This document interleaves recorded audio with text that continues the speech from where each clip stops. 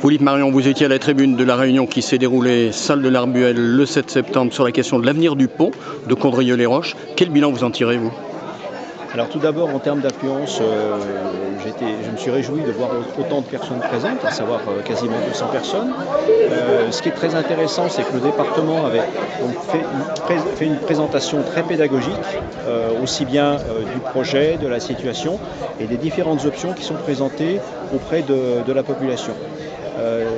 D'autre part, donc, étaient présents M. Vercher et M. Perradio, les vice-présidents, et Mme Dugas, conseillère départementale, alors vice-présidente tous les deux des départements de... Et puis maire de Condrieu, et maire des Roches de Condrieu. Et maire des Roches de Condrieu, tout à fait, donc, et moi-même, et on a pu répondre objectivement à l'ensemble des questions. Et des interrogations qui sont tout à fait légitimes par rapport à la situation. Alors parmi les questions et puis aussi parmi les réponses que vous avez données, vous avez évoqué la réouverture de la gare de Condrieu lorsque le pont sera fermé. Voilà, alors comme je l'ai dit très précisément, nous avons eu un comité de pilotage avec le résultat d'un comité de pilotage pour les problèmes de tout ce qui est mobilité dans le sud de Lyonnais et en présence de la préfète de région, celle-ci a bien expliqué dans le schéma directeur que, et c'était marqué noir sur blanc, qu'il y avait donc comme projet la réouverture de la ligne entre Condrieu et Saint-Rambert-d'Albon.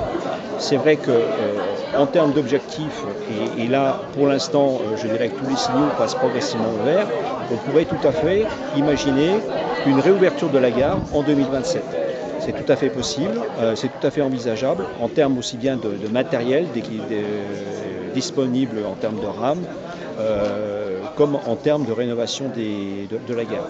Maintenant, il faut que l'on ait, je dirais, l'accord aussi de l'ensemble des collectivités, que ce soit bien l'État, la région, et que tout le monde se mette d'accord. Qu'est-ce qu'il faut faire justement pour que effectivement ça devienne réalité en 2027?